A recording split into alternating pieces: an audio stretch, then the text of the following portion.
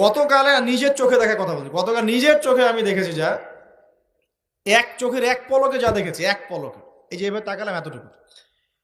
আমরা আসছিলাম ওই যে পূর্বাচল দিয়ে মাহফিলে যাব, আমরা চাঁদপুর যাব, ওই দিক দিয়ে বের হয়ে কোন জায়গাতে চলে গেছে আমি মানে বলতে লজ্জা পাচ্ছি, কিন্তু আপনাদেরকে বলি কারণ আপনারা এই শহরেরই বাসিন্দা এবং এই শহরের ভবিষ্যৎ আপনার হাতে। এই ঢাকা সিটির ভবিষ্যৎ আপনাদের হাতে না?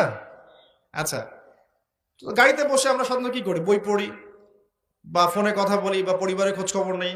গাড়িতে বই পড়তে পড়তে চোখ লেগে যায় না অনেক সময়? তো চোখটাকে রেস্ট দেওয়ার জন্য জাস্ট একবার গ্লাসটা খুলে বাইরে তাকিয়েছি। পাশ দিয়ে একটা গাড়ি চলে গেল, একটা উবার টাইপের একটা গাড়ি চলে গেল, ড্রাইভার গাড়ি চালাচ্ছে।